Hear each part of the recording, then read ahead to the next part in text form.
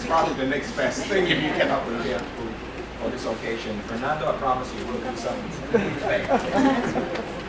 Okay, so we are going to move on to the next segment. This is the CSA update and discussion. Remember that in the last community of practice, each of the table represent an organization. Has thought about maybe this is something that we can explore when we go back to your organization, or something that you already have started to do, and maybe you want to kind of expand it a little bit on that when you go back.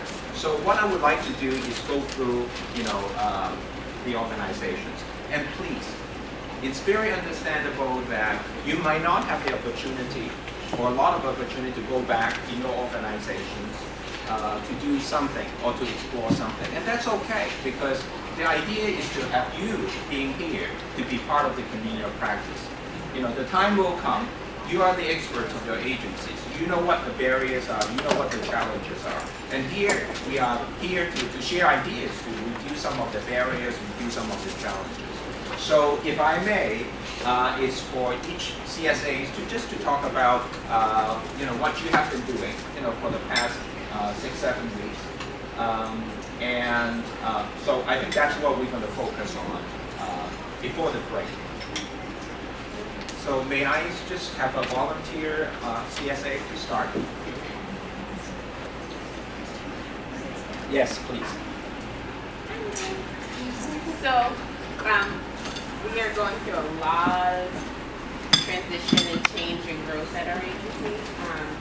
And so I think the first thing that we did was actually go back to the senior team and share our experience and kind of give them an overview of what we did and sort of throw out thoughts about where we thought that fit in what we currently have.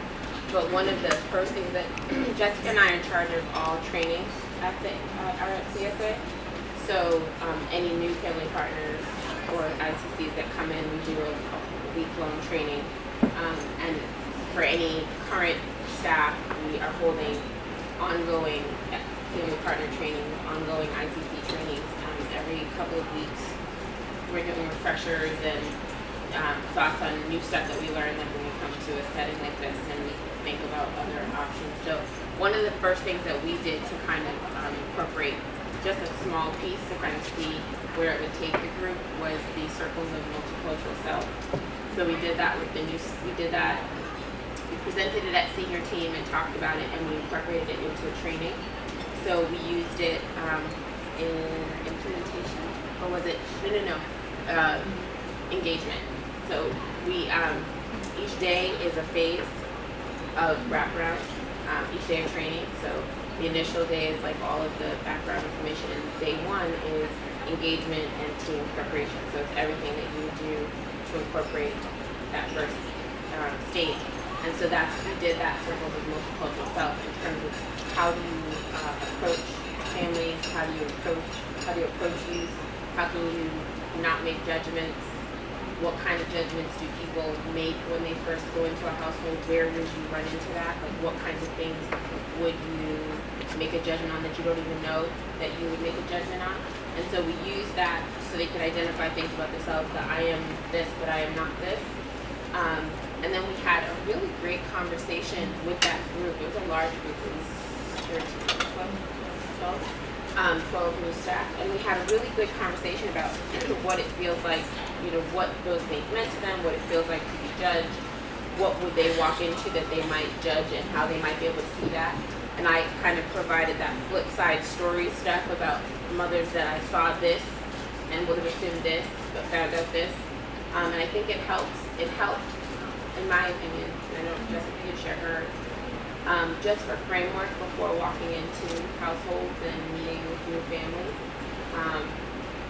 I think it gave them some idea to just be completely, I think what I've learned from the staff that I took on from that training is that they truly are trying to walk into houses with no preconceived ideas and just allow it to be whatever it becomes. And I think that exercise and pushing that throughout helped. So that's one place that I think we used something small from the last session right away was in training, and it's something that we'll use again. and I think it helps people coming from all different walks of life into becoming a family partner and an intensive care coordinator, because sometimes you don't realize what I learned from that exercise here is that you do have judgment even when you didn't know you had judgment, or make assumptions about people, and I've been doing this forever. So I feel like it was a great tool to kind of pass on to them and think about. So that's what I think we use right away. I can just go from my side, because we also talked, there's a couple things we talked about in the last meeting, but just to what Malika was just saying, we really liked the exercise as well, and we talked about doing that in the staff meeting as well, because we just haven't had other things we've had to schedule, so we haven't done that yet. But with that said, I think we need to incorporate it in our new training as well. When we're doing the assessment and strengthening the culture recovery process, I think it's an excellent exercise. We really like it, so we will do that as well. What we had talked about last time is that we've been focusing a lot on our recruitment, just having a more diverse, culturally and linguistically diverse staff. So we're continuing that. We've made some headway, but we're still not where we want to be.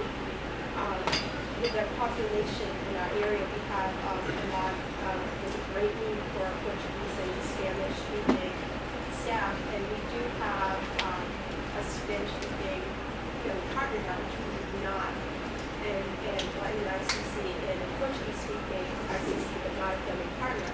But what we're finding is that it's once we have the staff there, there's even more of a greater need, because the word gets out within school systems and DCF and whatnot.